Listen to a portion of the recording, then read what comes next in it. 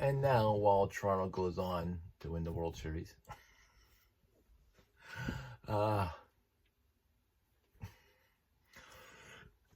it's an interesting time.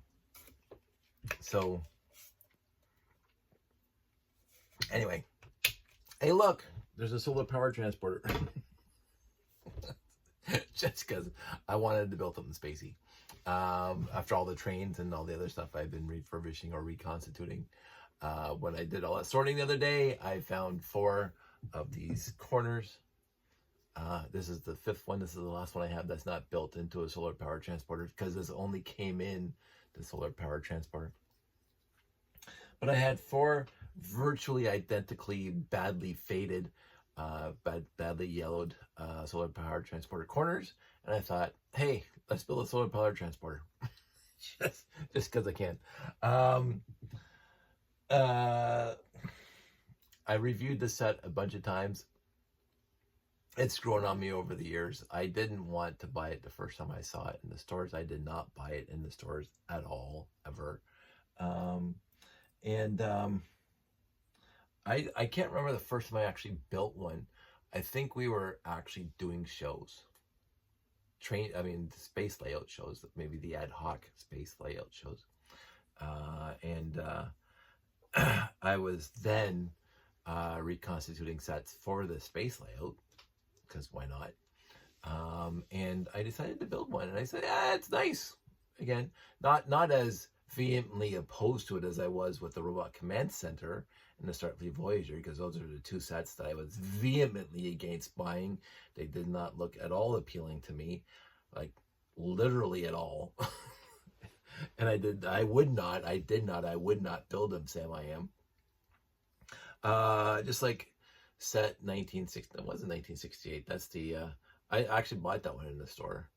The 1393, whatever, that really stupid, ugly one I built last year or earlier this year, I can't remember. And I will never literally ever build again. It's in a bag. That was the combination of the 6880 and the 6929. It just literally was a waste of time. I as I mentioned in that review, I never wanted that set. I never bought that set. I don't think I could have bought that set in North America. Maybe I could have. There's a whole history to that set. Lever Brothers, I don't know. I didn't pay too much attention. I never saw it in the stores here that I remember, and I never wanted it. And I still don't want it, even though I have one together. I did say in that review that it had the potential to be a fantastic set using the pieces from 2 other sets, but it just in the end was an utter waste of time. But the 6929 and the Robot Command Center are 2 sets I did not want originally, because I thought they were really, really bad, really, really ugly, and I did not want. But after I built them for the first time, both of them, I said, these are really, really cool sets. And now I have a bunch.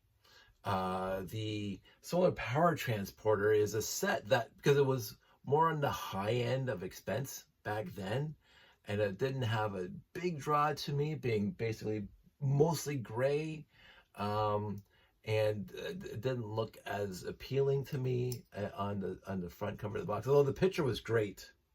When you actually look at the picture of the box, when I'm looking at it right now, like on my computer, it's pretty cute, and it kind of conveys largeness to it. But it was, I won't say out of my price range, but because I would have bought bigger sets, message intercept base, at the time, because those things are really cool. This one did not captivate me, and it wasn't due to the picture. It was just due to it's like meh for me, until the first time I built it, which has got to be in the last 25 years. So since we were doing shows. So and so I couldn't tell you how many I don't think I have over 6 built now. Again, my stuff is kind of in different totes right now, so I could not tell you, but I know this is possibly 4 or 5 of the solar power transporters that I've reconstituted. And I built this one tonight, got all the parts out of my collection easily, because my collection is very accessible. and I had fun building it. I believe in my original review, I did point out the deficiencies of the set, so I'm not going to go into those. This is not another review of the solar power transporter. But I'm happy this one's together.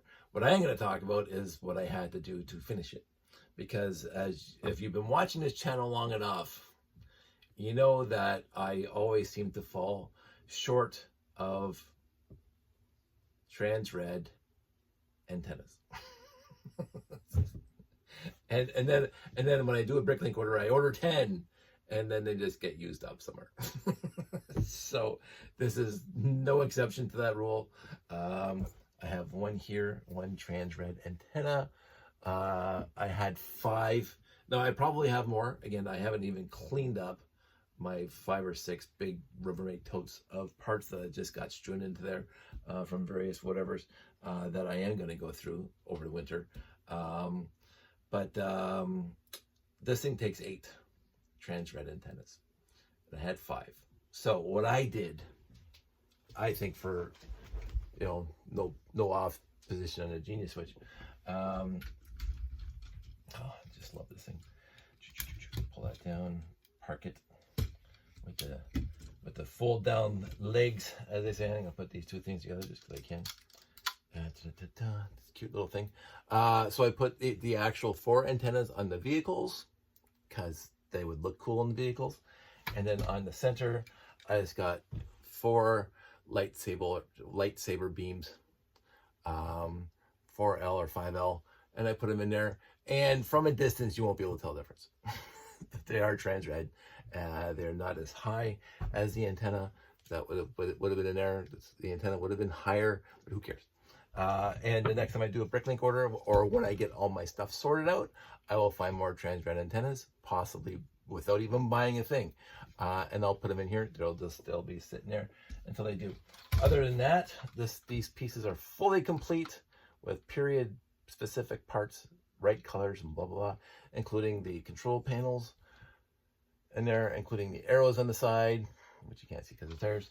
The only 2 pieces I was actually missing of the 4 red antennas, trans-red antennas, was I only had 3 2x2 tile with arrow on it.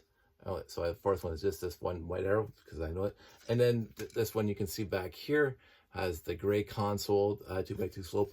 I put a white one on this side because I don't have that.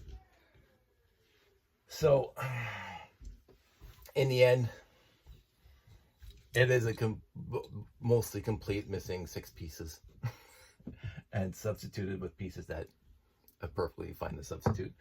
You don't normally see the white. I always forget that. The white tile back there because it's covered off with the vehicle. And I'll put this over here.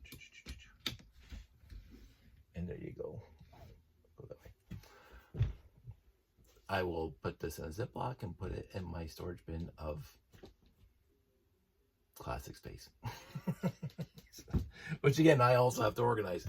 I have all this stuff. When I cleaned out all my shelves to move the stuff up here, I put everything in Ziplocs, everything that was built in Ziplocs. And so everything kind of strewn into the 2 totes over there. I have to go through them and take the classic space out of them and put the classic space in my classic space totes because that's where classic space deserves to be. And so that's on my list of things to do. I did not put minifigs in here because my minifigs are wherever my minifigs are right now.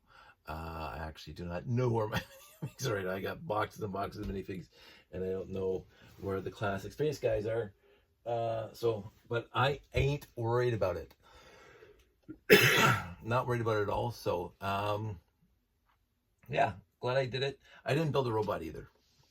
The robot requires the arms, and I am well short of blue arms for robots. So I said I'm not even going to bother trying to build him. So I didn't even pull the parts for him.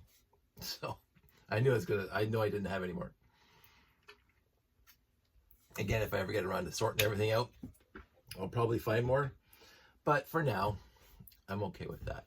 But what I am fantastically happy with is I have yet one more classic space set, complete, quote unquote, mostly complete. And I'm happy that I have it. And as you can see, the rest of the grays are pretty good, but of course these corners are pretty faded, you know, yellowish. And it also gets me to the point where I am going to try to define hydrogen peroxide. Again, talking about it, which I've been talking about for 10 years plus now. I am finally going to get around to it. So before I wrap this up, not a huge tangent. Josh, before we moved the legroom upstairs, I completely forgot about this. Josh went downstairs one evening and he built himself his own minifig. So that's Josh building his minifig. So this is a Josh fig, and he has a little gecko because he actually has a gecko as a pet downstairs now. So he a little gecko. It's probably not a gecko, but he says it's a gecko. So this is Josh and his gecko, and it's gonna stay up here in his room because, of course, I have a fantastic kid. And what's the screwdriver doing? I couldn't be happier. So that's it. That's all. Again, nice 10-minute video. No huge tangents. And life is good. So everybody out there, stay safe, take care, and I will talk to you soon.